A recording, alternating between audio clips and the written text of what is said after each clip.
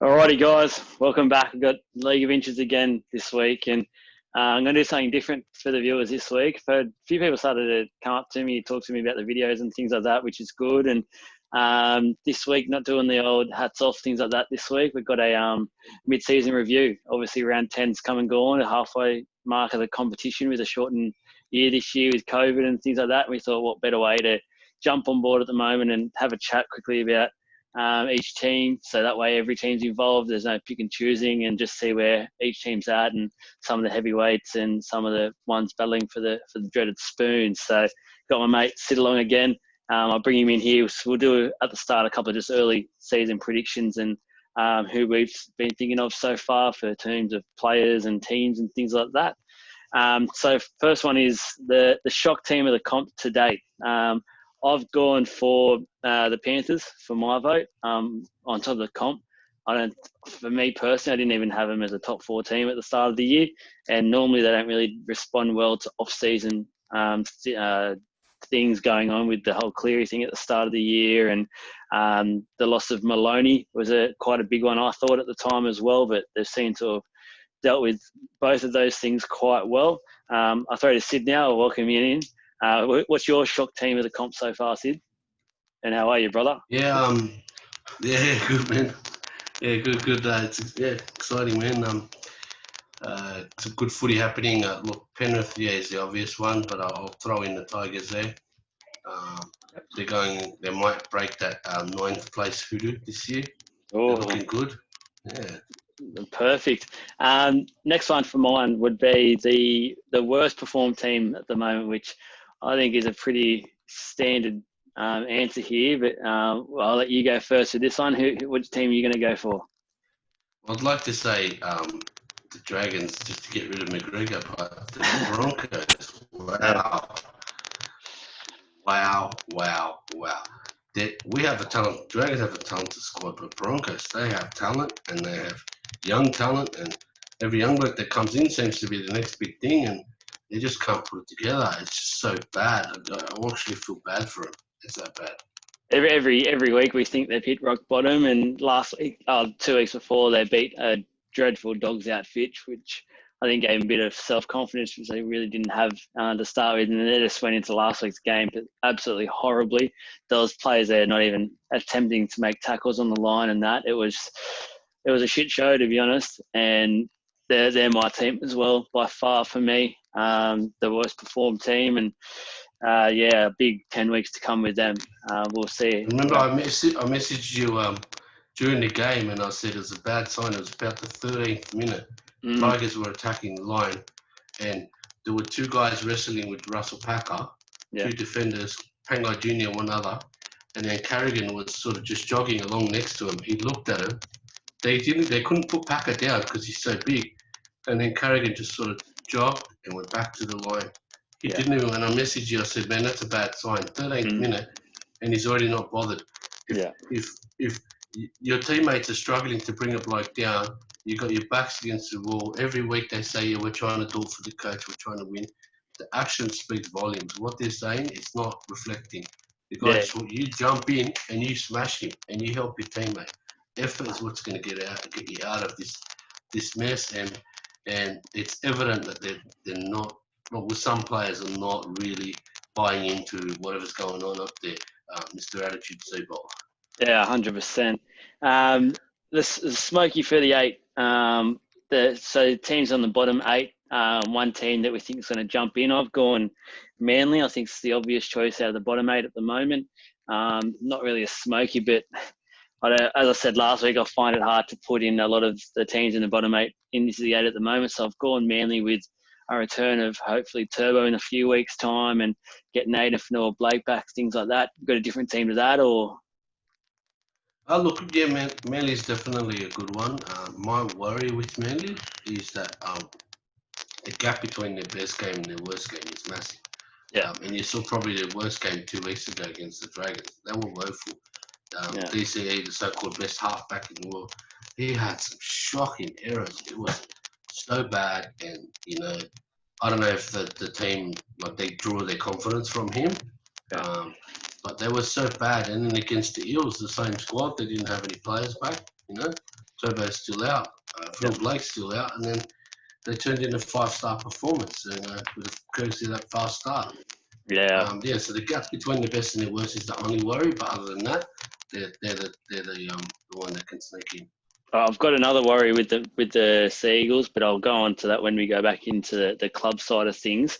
Now, I've gone Player of the Year. Now, I've gone a Smoky. I'll let you have a look at this first, and what player you think has stood out so far for Player of the Year? And I know it's a weird one, but Harry Grant. Wow. Okay. Yeah, for the Tigers. And I sound like I'm banging on about the Tigers, but I've been so impressed with that kid, and it's just consistently high level performance. He's got the ability. He's got the rugby league instinct. I favour blokes that are rugby league between the years. You know, I always say there's a difference between an athlete and a rugby league player. This guy's rugby league, man, and Yeah. very impressive. And I think he's around the top of the Daily M's as well. Yeah, I think he's leading it. Yeah, what helps him is that he's not in a team full of superstars that when they win, he inevitably scores points. Yeah. Whereas some other teams that they're battling each other for the same points, and that's why he'll have an advantage in that sense. 100%. I've gone a left field option here. Now, a lot of people will probably think I'm crazy for this one, but I've actually gone Jake Trbojevic.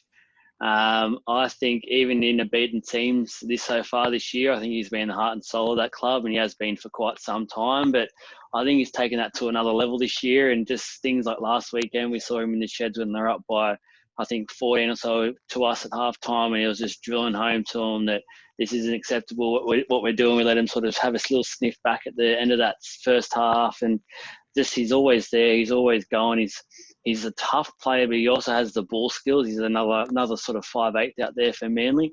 I've just been loving what I've seen from him, and I think he's probably one of the first pick for the Blues this year as well. So he's been my choice. I've gone Buyer of the Year. For me, I'm going to be a little bit biased here, but I've got valid reasons to be. I actually think Regan Campbell-Gillard. The performances he's been putting in, the numbers he's been putting in week to week. He almost played 80 minutes last week. I think he did actually play 80 minutes. And for a prop forward, and considering where he was last year at Penrith, he was playing reserve grade. He wasn't even in their teams, and I think the odd game he did play, he was off the bench. He had fallen so far down the pecking order last year, and he openly said it was because he had lost the passion for it. To then come back up 6 months later and play the way he's playing, I just think it's been a tremendous buy, and I think for mine so far is Buy of the Year. Sid? Yeah, so look, I do have a Buy of the Year, but before I mention that, something worth mentioning in regards to RCG, your man. For those people that don't know, while he's a front rower, there's an 8 and a 10. There's always a thing, an unwritten thing. It's not in any form guide. It's not any, game day guide or stat sheet. But there's a thing called a cornerstone front rower. It's the guy that takes the first hitter. He may get builders. He'll attract defenders. His play the ball's not always as fast as the others, but he takes the first hitter, skittles some defenders, and then the second guy goes. So Paulo is a perfect example of a cornerstone front rower. And I think RCG is benefiting from that.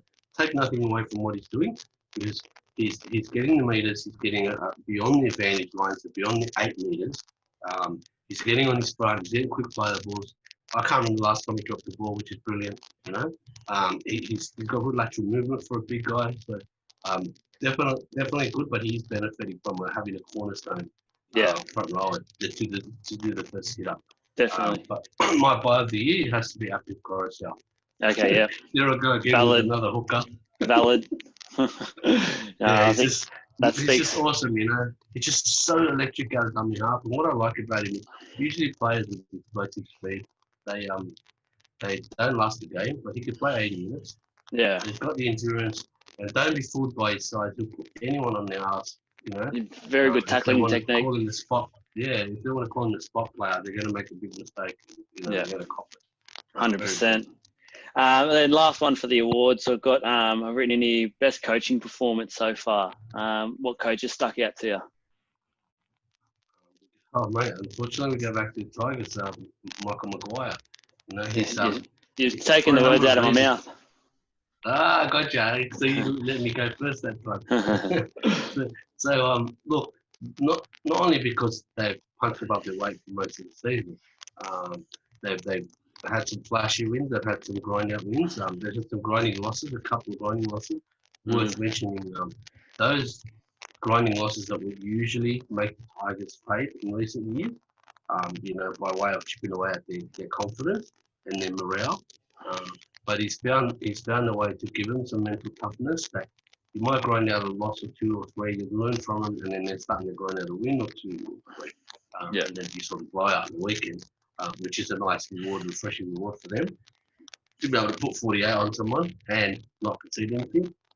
And what's also great about his coaching is the obvious stuff, the much publicised dropping of players doesn't usually they'll drop you. The guy's a proven winger. He won the comp with Souths not too long ago. And people seem to forget that. 100%. I think that's my biggest thing for him as well, is that he hasn't been afraid to make the big calls and dropping players like Benji and things like that. Just sets an example for a group. And we've seen a lot of coaches this year so far. A couple have fallen on their swords already because they haven't been making those big changes. That it's not just for that player, it's to set the tone of the squad. And I think now what Maguire's doing is setting the tone for the squad. I think Maguire in his mind knows they can't win the comp this year, but what he's doing, he's getting them ready to win the comp in the next couple of years. He's getting his squad built and ready to play that hard-nosed footy week to week from, say, next year and things like that. So Tigers fans, I think there's a lot of positives out there for you.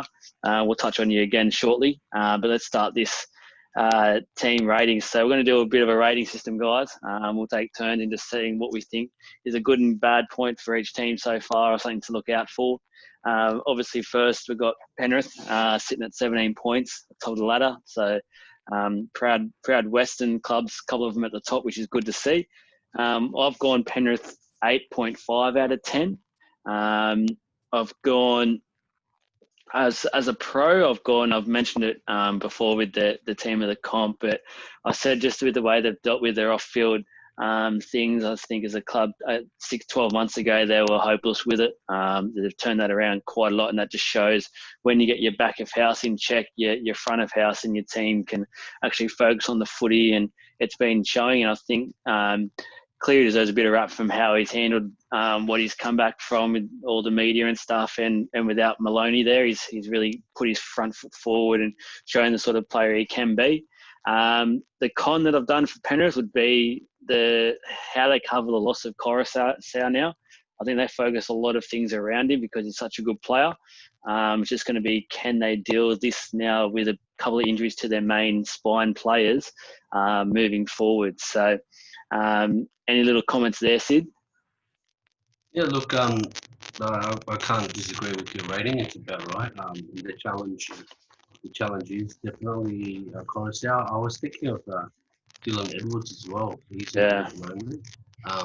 He seemed to, when he returned, I know Cleary was out the first 2 games because of suspension for the COVID breach. But when Dylan Edwards came back, they went to another level with their point scoring. They were grinding out wins, but they weren't scoring a lot. No disrespect to, I think it's called Aikens.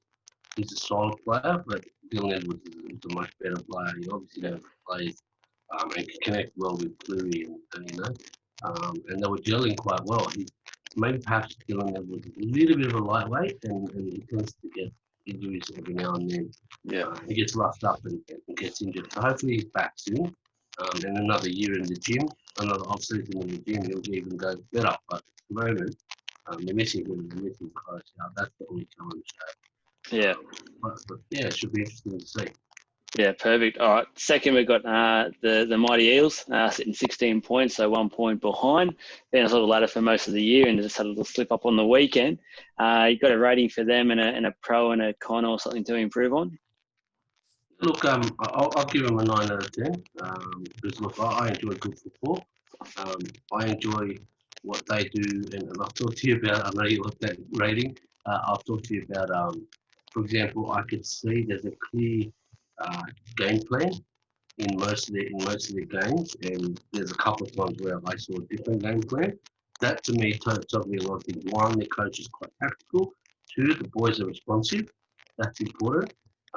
Literally, they maintain the game plan the whole game, and they're understanding the significance of quite simply getting between defenders when attacking. There's a quick play that they don't overplay their hand. Sometimes they, they'll spread it, but if it's not on, somebody will just do a hit on his front and then go again. They are a maturing team. You saw that, and I'm sure they learned a lot against Roosters. They went blow for blow with the Roosters, and then Roosters did their touch footy, the famous touch footy, at the start of the second half, which they do quite often, and then got away from them. But I'm sure they learned a lot from that. And they're quite impressive. And defensively, they have a good structure, and all you need to do with a good structure is add desperation and a bit of pride. And blokes are, like I always say, diving on top of each other to defend their try. And that's also important because they have hope. They have to believe they can do something. Very impressive. Yeah.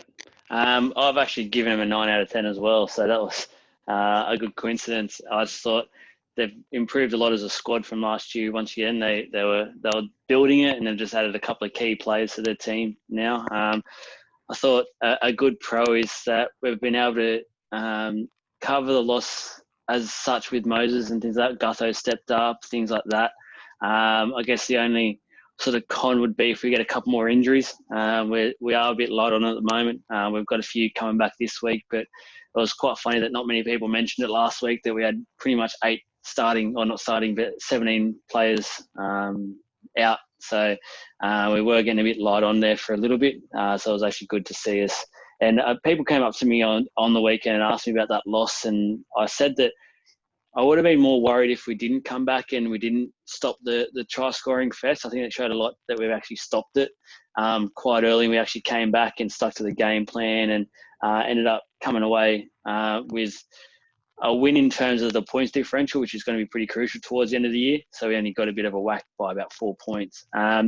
Third place, we've got the Melbourne Storm, or should we call them the Sunshine Coast Storm at the moment, because they're not going back to Victoria anytime soon. It's been confirmed. So, look, the Melbourne Storm, I've given them a 9 out of 10 as well, just because how consistent they are. They're on 16 points as well. They're 1 point away from Penrith, but every year it seems for the last 3 or 4 years, we always say Melbourne will be down this year. This is their down year. They struggle to make the 8 or something like that, and they just continue to just stay up there. And now with the travel as well, they've gone away from their families, and they just it's like they found another gear. It's like Bellamy's just challenged them to go, all right, boys, let's show the comp what we can do.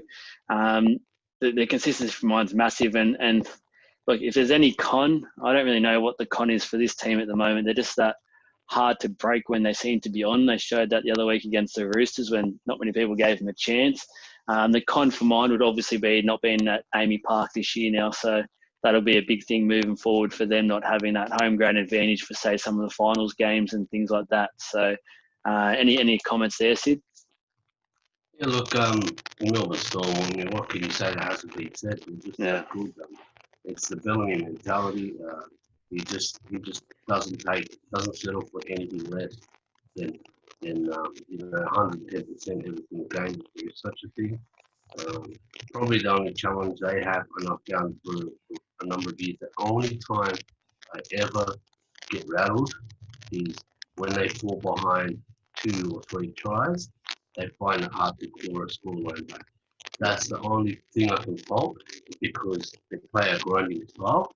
Even if they win by 40, they grind out it's always an arm wrestle, for large portions of the game. That's the only weakness that I can see. Other than that, they just keep finding a way. They struggled when we resumed the comp, and there was a 6-game rule and the 1 ref. Do you remember? I think they got beat by Canberra and maybe one other. And then you thought, okay, finally they're human. There's a competition and a set of rules that they're going to struggle with. And what happens? Bellamy finds a way. Cameron Smith finds a way. Mate, they're just so smart. They just break the legs on through it. Just can't stand up and think about it, unfortunately. 100%. Look, fourth, we've got a team that you've been talking about quite a bit lately and been a bit critical of, is the Knights. They're sitting on 13 points, so a couple of points away from the top. What are you rating for the Knights, and what's your pros and your cons at the moment for them? Okay. I'll probably use something I said earlier. I'll give him a 7.5 out of 10. Yep. But I'll use something I said earlier about Manly. I think the difference between the best game and the worst game is quite big. I think actually the coach had said that in one of the press conferences after a loss. He's trying to just make that a little bit smaller. They rely far too much on Ponga to deliver, and if he gets contained, by the opposition kicking it out or putting in high kicks and they try and nail him as he catches it, because he's a bit young and he's quite strong, but he's getting rattled and frustrated the last few weeks. If they can't find a way to overcome this issue, then it kind of takes his attack a little bit out of the game, and then they rely heavily on Mitchell Pearce. And Mitchell Pearce, while he's always been featured in the last few years with try assists and stuff like that, he does squander a lot of opportunity. A lot. Yeah. I agree with that. So he was my sort of con, and Pearce got to sort of take a backward step now and let Ponga take a bit more of a front foot role with that team. And they showed on the weekend they started to go back towards Bradman Best, and then halfway through that game they went back to the old ways, and South Sydney almost came back and stole it. So crazy times, but I agree with everything you said, the rating and all that. Roosters coming at 5th at the moment. I've given them an 8.5 out of 10, which some people might think is a bit weird, going a bit higher than you just given 4th place. But the thing with me, Roosters, their better game so far this year has been head and shoulders above pretty much everyone else. When they're on, and they're a dangerous team. And for mine, the pro would be Flanagan, how he stepped into the role minus Cronk. Everyone thought that was a massive loss. Obviously it is, but he seemed to have just not the best thing he's done is being a young guy. A lot of people come in, they overplay themselves. He's literally just been there as a running sort of halfback, which you don't see much these days. He's like Kiri do everything. And he's literally, how many tries has he scored so far? I think he's up to about 5 or 6 tries, and all of them being just from running back on the inside and just drawing the fullback, passing to him. And it's what you want from your younger players, just being on the ball, things like that. The con for mine, just a question mark a little bit at the moment regarding their depth when they get a few injuries, which they've got now. They're starting to become pretty light on, especially in the interchange. They don't really want any more injuries at the moment, the Roosters, because they're starting to get towards that. If they lose a few on the trot with just having some injuries, they might find themselves in a battle with a few of the other teams sneaking up with finding some form. So any other comments on that one, Sid? Yeah, look, we've spoken there about them a lot. They're a high-profile team. They deservedly attract a lot of attention. And what the thing with the Roosters is, they're just that team that they can slot a different player in an emergency system. Like I said to you last time, I mean, they could almost not walk on the field and just know where everyone is. But now it's got to a point, even the Roosters, with all their depth, with all their talent, they're seemingly endless salary cap. And they come to a point where now they're just starting. You're just saying, and that bloke comes in and he's not that big. That's the way I kind of judge their players. That they're physically ready for NRL, the biggest of NRL. Now they will slot in the system. They will run the same lines. They will make the tackles. But 2-3 weeks down the track, because they've lost Radley for the year, they've lost Verrills for the year. 2-3 weeks down the track, these blokes are going to do it. Are they going to be able to handle the Wiggers? Yeah. Are we seeing finally the end of the legacy? I mean, it's only been 2.5 seasons of Roosters dominance, but that's a lot in the salary cap era. That's massive in the salary cap. Huge. Are we seeing the end? But having said that, I mean, it's such a well-coached, well-built team that will not go down without a fight. If they do go down, they'll be going down swinging. Yeah, 100%. 6th place, we've got the Raiders back in Canberra now. Got rating and just a couple of comments on the Raiders. Look, I had a lot of faith in the Raiders. They were an early prediction for me. We talked very early in the season, and I said that actually Raiders would play in the final. But I did, say, and it's the obvious one, everybody knows, but there are so many variables. when you asked me who was my wooden spoon, I said, provided teams don't change coaches, and we'll have the 3 coaches got. Yeah. You know, so your wooden spoons don't change from year 2, you know. But yeah. So with the Raiders, it looked like they lost their mojo a little bit in attack. They were free flowing when it came to scoring points. Maybe they struggled a little bit with the new rules. They haven't been able to adjust. But there are the issue with them now. Obviously, the obvious one is their injuries. So they've lost their hookup. You know, I like Dummy Huffman because they touch the ball more than anyone. Josh Hodgson's one of the best in the game. Even, you know, all the others respect him. You know, very much respected by his peers. And he's gone. I like the idea of what they're doing now with Pavilion, the young bloke. With Starling. Yeah, so Billy is a bigger sort of hooker, almost like a rugby union hooker. He can handle the heavy hitting and start, and then Starling comes on off the bench. They're another world coach team. They will find a way. Bateman's back. So look, I mean, I don't want to have egg on my face and rule them out. Maybe they're not the grand finals, so I thought they will be, but again, they're not going to go down. Yeah. I think big thing with the Raiders for mine is the injury front. They've had quite a number of injuries into key players, so I gave them an 8 out of 10 for my rating, just because they've come through and beaten some of the bigger teams with the Storm and Roosters so far. So they've shown they've still got it. As you said, you don't want to write them off, and now that they're back at GO in Canberra, it's a place, especially at the moment in winter, that teams dread going. It's a place where you can hardly feel your body when you're out there. You can't feel your toes, your hands, your fingers, everything.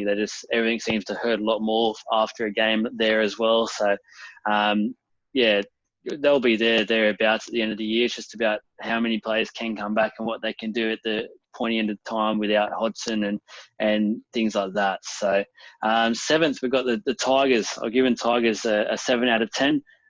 Sitting there just a little bit off with points-wise at 10 points. But obviously I've gone the pro is the coach at the moment. Just pointed on that before with Maguire and how he's doing things. But my con is that he had to – this is on the players, not on the coach, but it took the coach to drop players to then get the players to finally get up and go, all right, we should be playing at this level, and then to get the players to that level. Now, if they started that level at the start of the year, they'd be up there towards the pointy end of the competition without worrying about it. So just something there for the players to look at. It shouldn't be, it's obviously easy for all us to say it, but I don't think it should take an NRL first grade player, a professional athlete, take a couple of droppings or things like that to get them awake in a 20-round shortened season. So they're just my thoughts. I know you're loving what you're seeing at the Tigers at the moment, Sid. Anything other to add there?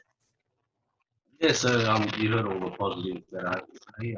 The challenge for them, if I might add, would be if they have an opportunity where they go into local play with one of the big guns, you know, one of the heavy hitters of the competition, and they get a little bit of space, like maybe they don't have the to go with the big thing. That's the challenge. Right? Yeah. For them, maybe making that they might see as an achievement. Yeah. They might see something in the final. That's what I'm wondering. Well, they've got a big test tomorrow night against Parramatta. That'll be a good test to see where they're at in terms of wanting to deal with the competition, the heavyweights of the competition. It'd be good to see where the players' heads are at and whether they're ready to go up to that next level that Maguire wants them to be at and knows they probably can reach. So South is in eighth position. They've sort of been, I guess, under the radar a little bit. I don't really think they've been too hot. I think they've been more cold than anything, but they find themselves in 8th position, so they must be doing something right. I've got 6.5 out of 10 for South. Got some comments regarding South, Sid. Yeah, look, I'm there. One of my disappointments. I had high hopes for South. I would have thought it was going to be 5.5 out of 10, just on the ability that they have. Particularly on the backs, I know they're a little bit thin in the forward, but Bennett has done it in the past where he's actually focused on no full forwards. He's not real fast about forward, to the point where he's actually focused his salary cap heavy on the back. Yeah. the guys that scored the points. And his view is anyone can play the forwards, basically, right? No disrespect to forwards, I'm an ex-forward myself, you know. But South, South there, I know we've had this discussion about this before. They get erratic when there's an opportunity. I don't know what it is. It seems to every week get a little bit worse. Now, the Chills bring out for 2 weeks. We've got James Roberts who just came back trying to find the match fitness. He's stuck in that cycle where he needs to play to get fit, but he can't play because he's not fit. Sort of thing, you know, he can't stretch out and he tends to get those twinges quite often because he's not fit. They've just lost him as well. Sorry? They just lost him as well. I think I read yesterday he's now out for quite some time with, I think, a shoulder or something. I read. Yeah, so he's had to have surgery. Yeah. So, you know, that's another outside back on. They had Kim Graham out. I think he was just HIA, so he should be back this week. Yeah. But look, one thing they do need is continuity, and they can't do it if they keep losing players and relying so heavily on if they get a quarter of a quick startable, Cook just run out and try something and gives Cody Walker a second and works the magic, and you know it feels erratic every which way they go. They've actually taken a step back with very disappointing. Yeah, 100%. Ninth is the Sharks, one of your dreaded enemies. I know that. I've given them a 6 out of 10. I think with the Sharkies, they're another team where the big games, they seem to bully the lesser teams. They can beat them by 30, 40 points, but when they come up against some of these better outfits, which obviously need to be beaten come finals time, they're not even seeming to be in the contest at the moment. So there's a massive gap there. I don't know what they're going to do. I think they're starting to they've got too many players who are sort of battling injuries and sort of half in it and things like that. And it just shows when you find some of these better teams that are more committed, they're just running over the top of them. Anything there to add with the Sharkies in the 6 out of 10 there, Sid? Look, I'm happy to give them 6.5 out of 10 even. But what I'm impressed about is they have a young batch of big men, you know, with the feet are sort of going back a little bit. I know in the game, he's going back a little bit. Threatens to, you know, make him like never be the same again. Which is bad. They got Tony Willie, Hunt, and they got a couple of other guys, and they just the big buffaloes, and they just go one after the other. And when they get rolling, they're very hard to stop. That's the positive about it, and Sean Johnson and Townsend. Yeah. The challenge, I think, by the way, I mean, we're talking about a team that that's a big lack on him because the players have got nothing on this guy. Yeah. What they say to the media, all that matters is what they do. Right. By Graham tackling like a madman, he's starting in the leadership role. He's Alan gone, and Rick Lewis gone the year before, you know. Matt Pryor gone as well. You know, they've lost a lot of quite impressive. The one guy I think they really need to consider, maybe just saying, look, you're not an automatic in every week. It's Matt Moylan. I just player, but he gets injured far too often. That's fine. I mean, we understand that. You know, some blokes get a lot injured, some blokes are injury prone. But I feel like as soon as he gets a little injury, he wants to go off. And you've got players that are hungry, or blokes that are on, you know, base wage and not the leg that will run to quickly. Right arm to get a chance. They have enough there to say to them, okay, you're going to go off every time you have a scratch. I'm not questioning his integrity. It looks that way, you know? Yeah. You know, maybe it's having an adverse effect on the team and it's resulting in reshuffles. You don't always carry it back on the bench. It's a risk.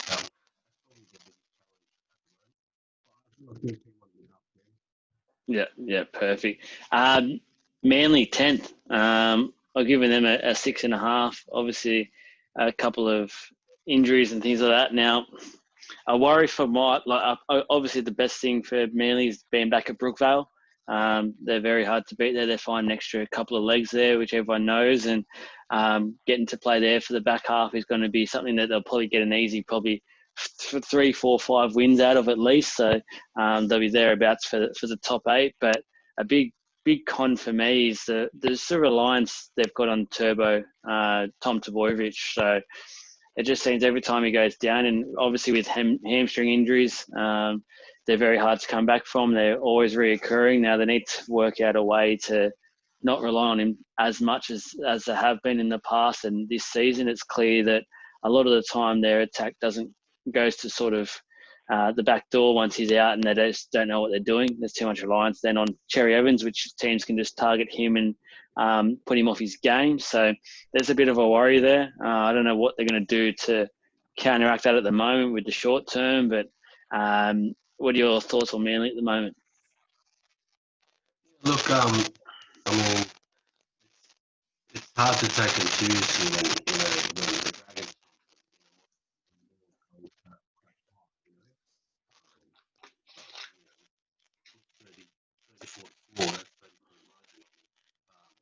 We spoke about earlier.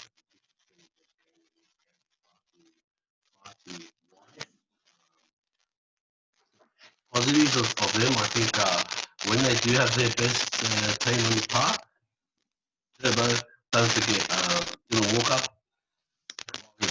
Self-confessed doesn't, prefer 5'8". Probably the best 5'8" they have available. Away. I do like to take cuts, but yeah, he's away from the actually being a 1-2 punch. I mentioned Cornerstone earlier. Lord Blake is the cornerstone, and Cal benefits. Lord Blake out, Cal. Yeah. It's understandable, They're wrong. But with the full team out there, they have a formidable team. Just like you said, Turbo stay healthy. You need to worry. The biggest muscle in the body, depending on the pair, it can be troublesome for a top. Yeah. Yeah, 100%. Can you do me a quick favour as well? Can you just give your computer a quick tap or something? Because I think your microphone might be playing up a little bit. Just give it a little tap or something. Just give it something to wake it up a little bit. So, or it might be my headphones. Hopefully it's my headphones. Sometimes you just go in and out. You just go in and out with volume sometimes, that's all. Now, you've got your beloved Dragons at 11th. We've got the fun teams coming up now, so we're going to have a bit of fun with these few. Giving the Dragons a 5 out of 10, so I've given them a pass mark, you can say just. And this is only because of their last few weeks. They've sort of turned the corner. A couple of weeks ago, I would have given them probably a 2. But they've come back nicely with a bit of adversity behind them, which I think is a good thing for a club. Players seem to start to be having a laugh again together and enjoying their footy, which is a good thing. I don't think a lot of teams in the run home will want to be versing them either. I think they've got a bit of wind behind them at the moment. They're flying, but it's going to be interesting how they go against. I know they've had a fairly easy run, I guess, in the last few weeks, but once they go back up against some of the harder teams, how they go. But I guess as a fan and things like that, how have you found your club season to date? I know you've been pretty passionate about the coaching and things like that, but you must be at least somewhat happy with what you're seeing at the moment. Yeah, look, it's nice to see them throw the ball around.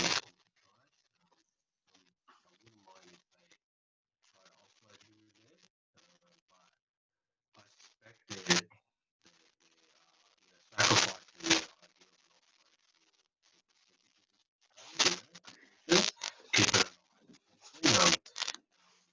are a little bit one-dimensional. Pretty much, if I'm being honest, pretty much. Yeah. They're getting better. They're getting. No, it's so bad. It's so easy to improve. But, it was while they're average, it was just that bad. Yeah. Can't be good after 7 years of having no idea. I wish the media would stop saying, "Oh, McGregor's team."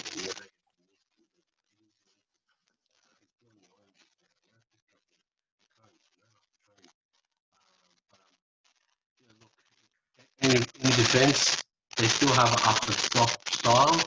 Very rarely do they play some line speed.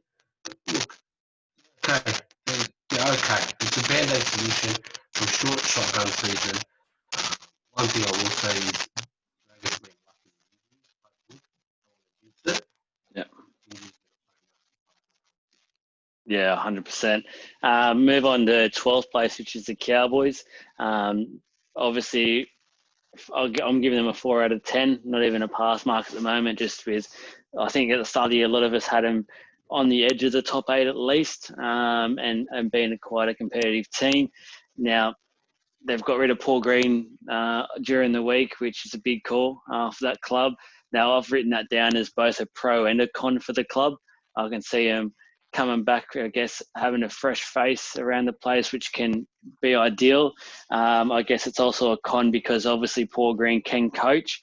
And for mine, it's a little bit of a worry if that group has seen the success that Paul Green has had with that club in the past and wasn't able to get up for him. So that's a slight worry and a slight concern, but hopefully they get the right coach. I think someone like Kevin Walters would be good for that club moving forward, but I guess it's going to be a big call for the remaining of the season, who they actually get in and if they do start now or if they wait till the end of the season. So how do you liking the Cowboys at the moment, Sid?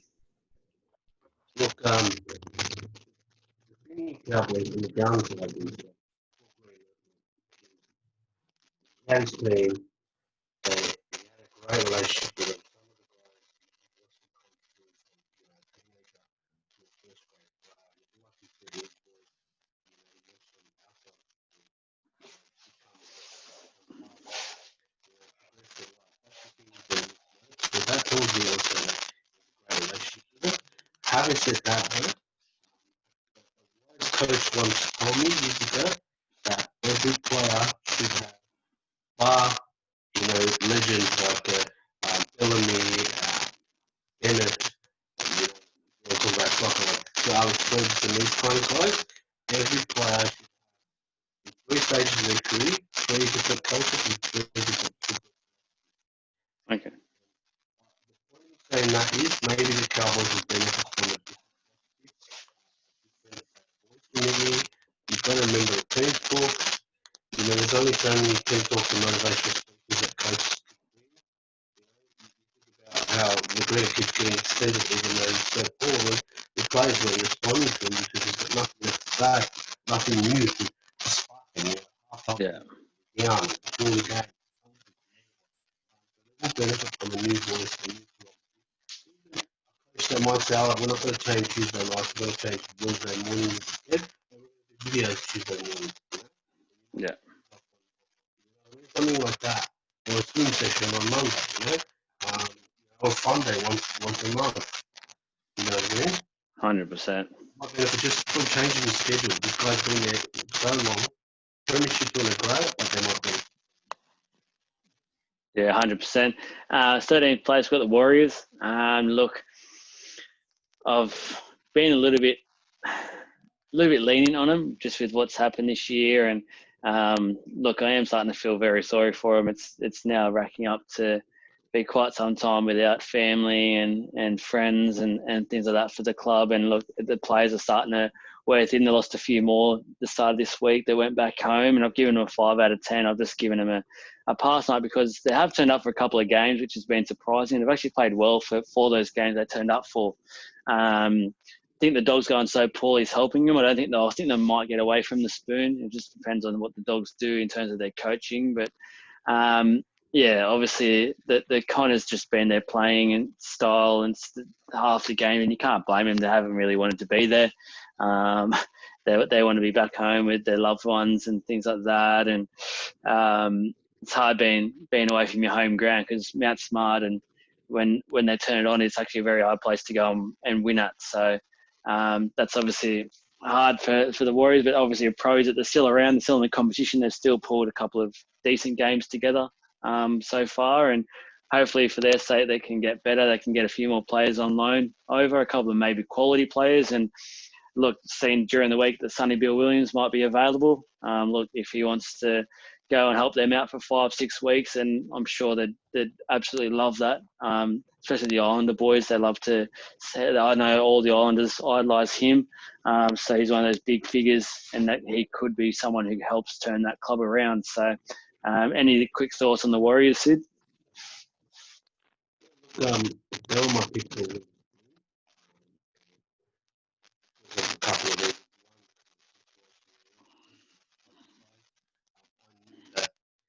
It's so hard to do what they did.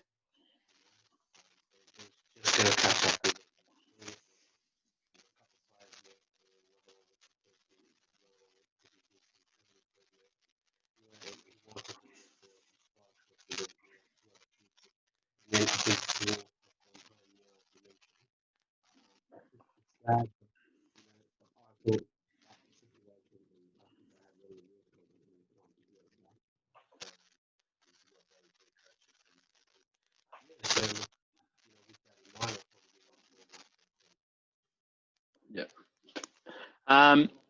So brings us to 14th place, which is the Broncos. Now, we're not going to harp on this too much because we have already a few times, but I'm giving them a 2 out of 10. I'm just thinking it's been absolutely disgusting what they've been putting forward, and I don't know what has happened, but since COVID period and had that break, it's a long time ago since they actually won their first 2 games, and a lot of people probably forget that. But they've just got no attitude at the moment. They seem to give up very easily. Their defense is a massive drama when you're just letting tries in like they were on the weekend, where players are literally pulling away while the players running through. It doesn't look good. Now the board's given him Seibold what he needs to win 5 out of his last 10. They're not going to get probably 3. So I think they're just trying to cover themselves. And at the moment, I've never seen the Broncos like this. And another thing is, I look at stuff like, when I look at stats, I look at points differentials and to see how a club is actually going. And at the moment, you'll see the top 8 all have a plus points differential. So they're actually going overall, they're going pretty well. Broncos are minus 157. Now, if anyone out there can ever tell me the Broncos have been that low, I don't think it's ever happened. And that just shows performance and attitude has not been there. They can't score points and they're conceding points like a sieve. Any quick things about the Broncos, Sid? Just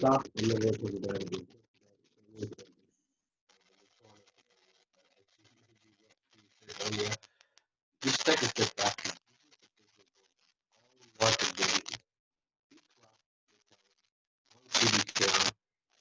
into the for a big stadium. Very good.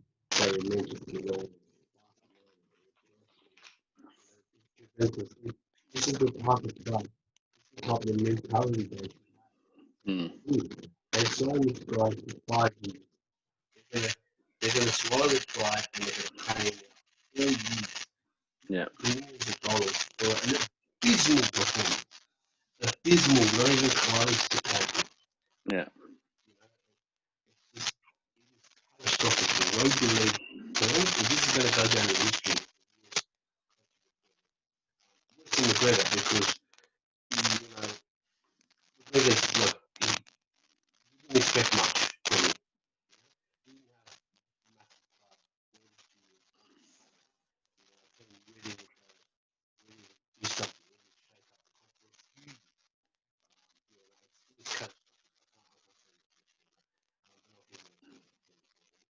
Yeah.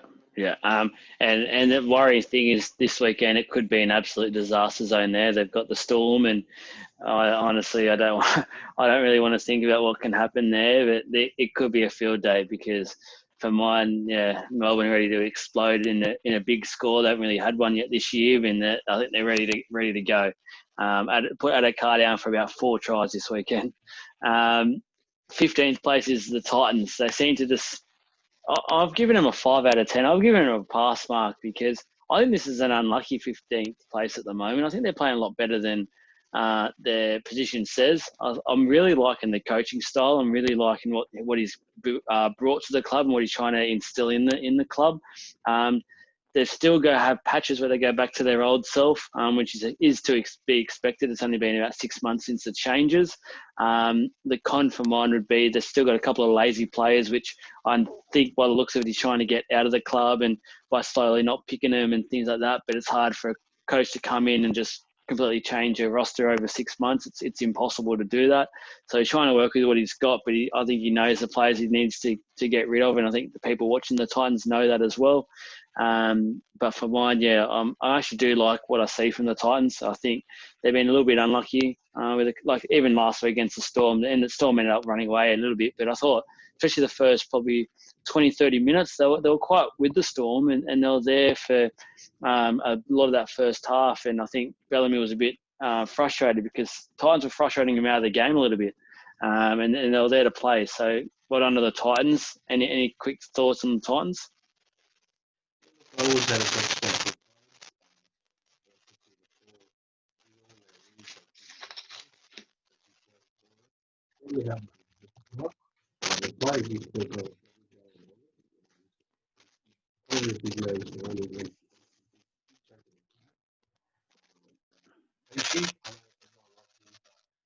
It's not quite up to his argument. I like it all.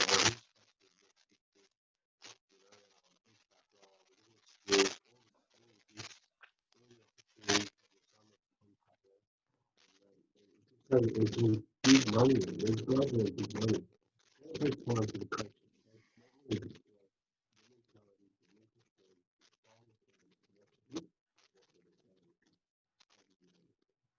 100%. And last place is the Dogs. Only one win all year against your beloved Dragons. That seems like a long time ago. Look, they've got rid of their coach now. They're just as bad as the Broncos for mine at the moment. It's a 2 out of 10. Unfortunately, they just don't have the players there at the moment. They don't have. It seems like the structure in the back of house as well, which seems to be a common occurrence. And I said this at the start of the video, is that when your back of house is working well, if you look at your top 4 or 5 or 6 at the moment, you don't hear anything from the back of house. The lower clubs at the moment, they're in the newspapers every day. So for mine, the poor old Dogs, they need quite a few signings. I know they got Kotrick, but he's not the person they need for mine. They need to get some halves in the place. They need to get a couple of no frills sort of players. Spend their money wisely. Don't just start throwing out money like $650 to a winger who you're going to try and push into play centre next year. It's not what the club's doing, and that, for mine, it's how the club's got into this situation to start with. So. And I don't think, we talked about it last week, but Dean Pay, I think the players did want to play for him and did like him. It's been a bit, I would have at least kept him for at least a year and given him maybe one more year to see if he could build something with $3 million. But good luck to who they get in. I think they've now confirmed Barrett. I think he's got a massive job ahead of him for next year. How he balances now Penrith's role and the Dogs' role, I think Penrith need to watch that. But what are your quick thoughts on the Dogs, Sid?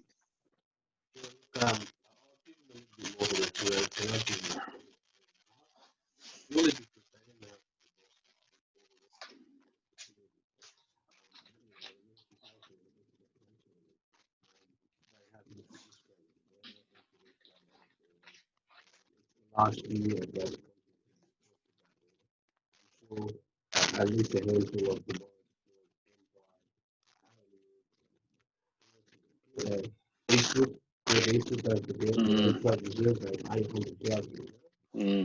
only guys they're still paying. Good job. Reynolds, this is the last year. That's why we're saying next year they've got money. James Grant last year was playing. This was the last year.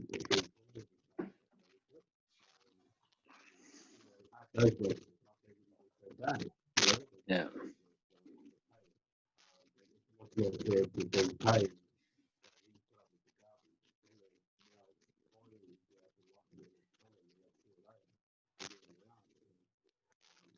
aside from them, there's a big road ahead. That is.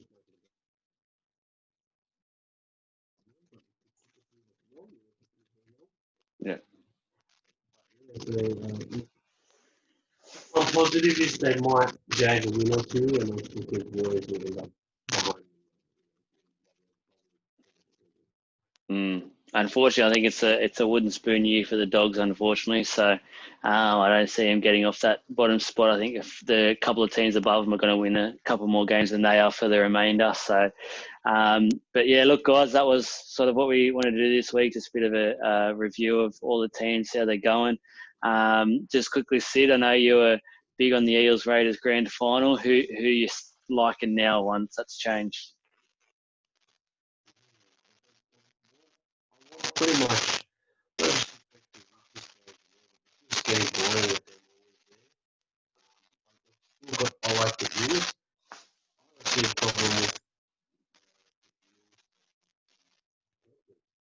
Oh wow, Battle of the West grand final.